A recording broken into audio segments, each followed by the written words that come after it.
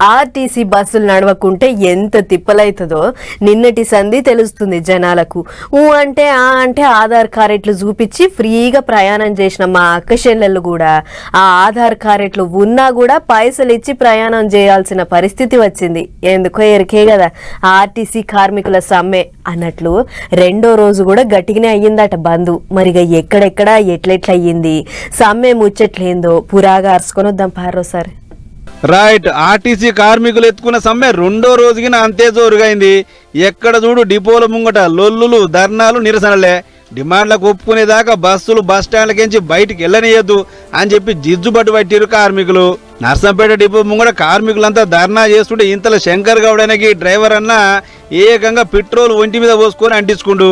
ఇగేముంది పాపం జర్ర చేపట్టిన పెయ్యంత గాలి తోలు ఊసింది. తోచలు చూసి దావకానికి వేసుకపోయారు కానీ పరిస్థితి మాత్రం చాలా సీరియసే ఉందట. గిట్లా సర్కారు దిగొచ్చేదాకా డ్యూటీలకు ఎక్కే ముచ్చటే లేదని లొల్లి చేస్తే రాష్ట్రం అంతటా ఎక్కడి బస్సులు అక్కనే డిపోలనే అయిపోయినాయి. అయినా సరే జనాలకు తిప్పల కావద్దన్నట్టు సర్కారు ప్రైవేటు డ్రైవర్లను, కండక్టర్లు మెట్టి మరి బస్సులు నడిపిర్రు.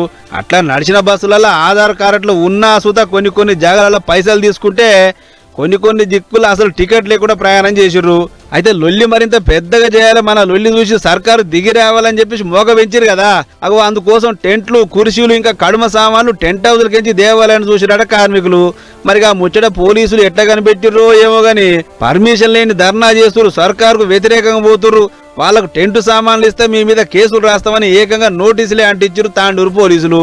అటు బస్సులన్నీ డిపోలకు పరిమితమై జనం తిప్పల పడుతుంటే ఆర్టీసీ అధికారులు ఊరుకుల పరుగుల మీద కొత్త డ్రైవర్లు, కండక్టర్లు ఎంకులాడే పనిలో పడ్డారు. కండక్టర్స్ అండ్ డ్రైవర్స్ యొక్క ఎక్స్పీరియన్స్ అంటే హెవీ వెహికల్ లైసెన్స్ తో పాటు 18 నెలల ఎక్స్పీరియన్స్ ఉంటే ఆర్టీఓ గారు ఉన్నారు డిపోలో. తను టెస్ట్ డ్రైవ్ చేసిన తర్వాత మాత్రమే బస్సెస్ ఇవ్వడం జరుగుతుంది. అలాగే కండక్టర్కి వచ్చేసి వారి యొక్క క్వాలిఫికేషన్ 10th కంపల్సరీ ఉండాలి. 10th ఆ పైన ఏ క్వాలిఫికేషన్ అయినా సరే. వీళ్ళకి కూడా మనం నిన్న ప్రెస్ నోట్ కూడా ఇవ్వడం జరిగింది. దాన్ని బేస్ చేసుకొని కానీ ఆర్టీసీ స్ట్రైక్లో ఉందని. బట్ కంప్లీట్లీ డ్రైవర్స్ మాత్రం రిక్రూట్మెంట్ ఆర్టీఏ డిపార్ట్మెంట్ వాళ్ళే చేస్తున్నారు. ఏదేమైనా జనాలకు తిప్పలు కావద్దనేదే మా ఉద్దేశం. కార్మికులు ఎత్తుకున్న డిమాండ్లలో చాలా మటుకు తీరుస్తామని చెప్పినాం కదా.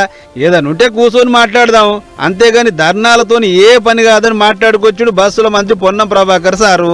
అటు కార్మికులేమో ఎట్లాగో డ్యూటీలు బంద్ చేసుకుని సమ్మెకు దిగినాం, దీని సంగతి అటో ఇటో తేల్చాలని చెప్పేసి మంకు మీద ఉన్నారు. మరిగా ఏమవుతుందో ఏమో కానీ బస్సులు లేక రాష్ట్రం అంతటా మస్తు తిప్పలు పడుతున్నారు జనాలు. ఇటు ఇదే సందని క్యాబులు, ఆటోలు డబల్ రేట్లు పెంచి జనం జేబులు గుల్ల చేస్తుర్రు. మరిగా కార్మికుల పంచాయతీ ఏదో జల్దీ తష్ప చేశారో అని అడగబట్టి ఈ ముచ్చట చూసిన జనాలు. చూడాల మరిగా సర్కారు వాళ్ళు ఏ నిర్ణయం తీసుకుంటారో.